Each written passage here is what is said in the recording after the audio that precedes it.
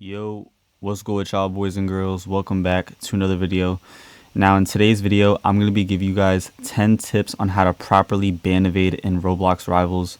Before we start this video, I just want to make sure you guys like, sub, and comment, and make sure to use all the tips in this video because I promise if you do, you will definitely make it to level 200 or 300 at least if you're a half decent closet cheater. But other than that, let's get straight into it. Alright y'all, so for the first tip here on this list, we have to not dodge people, okay? This is specifically for mods, competitive players, and rage cheaters, okay? Now the reason why you should not dodge is because that's how you get your account looking extremely realistic, okay? If you're level 110 with 800 wins and a 96% win rate with no win streak, you're still going to look so much more suspicious than the person that's level 120 with a 81% win rate or even a 70% win rate, right? So trust me, having a high win rate does not matter all the time. It's actually very blatant how some of these people keep their win rate so high by dodging and just cheating and playing like stacks and all that. But I promise you guys, dodging is the worst thing to do, okay? Mods are not going to ban you after you hit a headshot unless if you're really blatant. And comp, I mean, it's just comp. Like, once you lose the match, you can just play another. You get what I'm saying? So, I promise you guys, dodging is not the right thing to do. Do not dodge, alright? Next tip on this list. Alright, y'all, for the next tip on this list, we have to not use silent aim, okay? I'm not sure how many people are going to DM me talking about how they got banned by a mod and they were using silent aim and they still don't know why they got banned, okay? Silent aim as a whole is such an unstable and blatant ass feature. Like, until externals have a direct percentage for their silent aim body parts, I don't think I'm ever going to be using it, okay? Because on modern client, for example, you know, it's a percentage, right? You can have 50% headshot, 50% body shot, whatever, right? But on externals, there's no percentage rate for the silent aim. So you're pretty much just hitting somewhere random every single time. And if that happens to be a headshot, you're going to look so fucking blatant. I mean, the amount of times where I've had to leave the game mad quickly because like I'll end up using silent aim and it'll just hit headshot when I didn't really want it to. Like, it's crazy how blatant silent aim looks from spectator mode, from, you know, regular POVs, just from the opponent's POV. Like, it's very obvious. Do not, and I repeat this, bro, do not use silent aim, please, okay? Like, just don't use it if you actually want to closet cheat. Just don't, all right? Next one.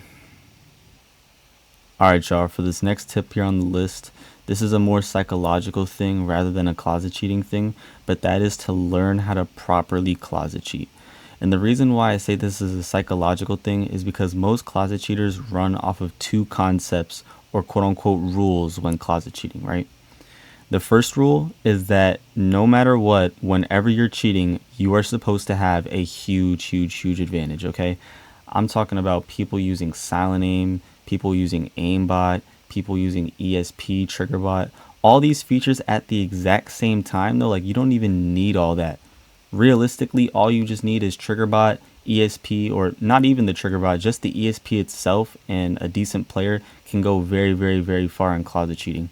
But for whatever reason, the closet cheating community thinks that the cheat client should do the work for you and that you as the player should sort of assist it, which is wrong. It's actually the other way around. You as the player should still be playing the game. You should still have full control over how the game goes, but the cheat client should assist you. So for example, right, in my last montage when I was using the trigger bot, right?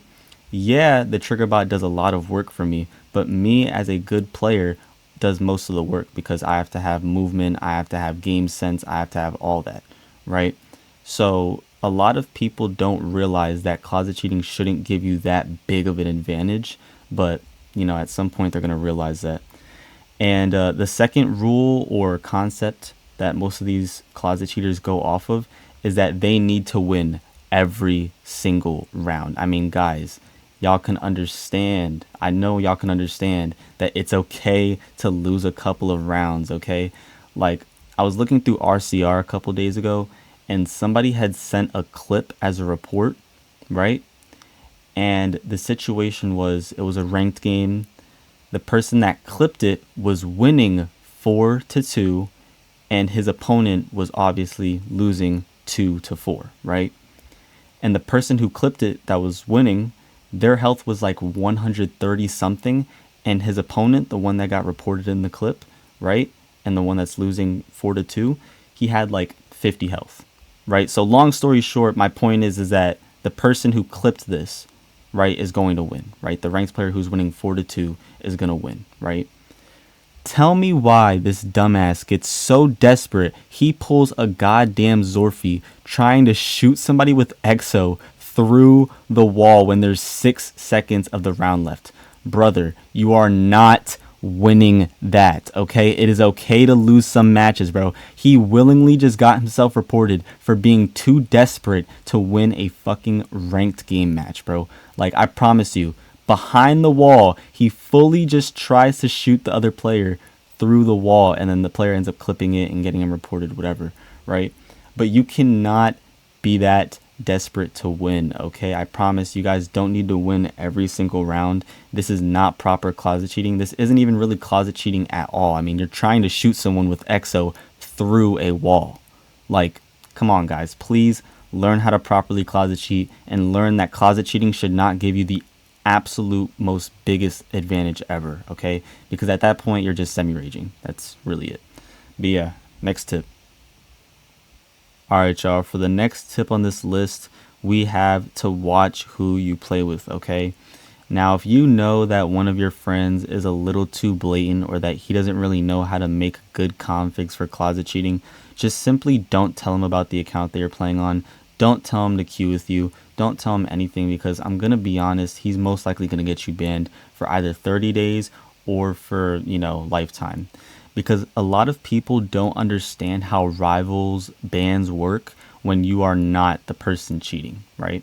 So let's just say that somebody on your friends list gets banned, or somebody that you've queued with multiple times on multiple occasions gets banned, right? Pretty much what Rivals mods and developers are able to do is that they're able to look through your match history, but instead of it, expiring after 30 or 40 matches like it usually does, it goes on forever. So quite literally, right? Rivals mods can go to your career, they can go to your duel history, and they can just infinitely scroll and search up whatever they want, whoever they want, whatever, and they can see the match stats. Now, are they able to see the actual game, like go into it like a replay? No. But are they able to see who you played with and the regular, match history screenshot? Yes, they are. So if you are queuing with somebody who is very, very blatant on multiple occasions, multiple different days for a while, right? They're eventually going to look into you as well. So if you have someone that you're very, very good friends with, that you play the game a lot with, maybe try to queue with them not as much, or really just not at all if you know that they can't make a good config. Because there's been times where I've had to tell my friends, hey, I'm not going to lie, I think you're a little bit too blatant, just take the config that I sent you. You know what I'm saying? And then they'll still be blatant somehow, I'm not sure, but if you know that somebody's not really a good closet cheater and that they have a high risk of getting all of you guys banned, just don't play with them. Okay, if they're the type of person to rage because they see that the person that they're fighting is an arch nemesis, just don't play with them at all, okay? I promise you, you're only going to get your own account banned, and nothing good comes out of that. But yeah, let's get on to the next tip. Alright, y'all, this next tip is for people who specifically do not want others to know that they are on an alt account, alright? Do not, and I mean do not, spend tons and tons of money on a Rivals account before you're level 100, okay? And like I said, this is a psychological thing that you have to think about, because if you're playing a game for the first time, right? Like, let's just say you're level 20, this is your first time playing Rivals like that, whatever. You're not going to immediately spend a whole bunch of money on this game because you just started playing it, right? Like, you don't even know if you're going to take the game seriously, if you're going to like the game again, if you're even going to play the game again. So why would you spend over $200 worth of stuff on an alt account, right? This is how also a lot of people get banned early on into making an alt account. They end up fighting someone while they're level 50 or 40. they end up just playing way too good for their level. You know, they end up having every skin in the game, and then they're just blatant cheaters. You get what I'm saying? So I promise you guys, spending tons of money on a brand new alt account will not ensure your safety when closet cheating. If anything, it actually makes you a lot more suspicious that you have the ability to spend that much money on a game you started playing just today.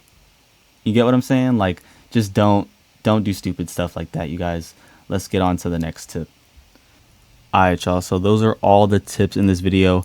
I hope you guys have a really good journey bannervading to whatever level you want to get to. And if any of these tips end up helping you, let me know down in the comment section below. I heart all my comments and I respond to some of them. So if you guys have anything else that you want to see on this account, just let me know, man. But that's pretty much it for this video. God bless.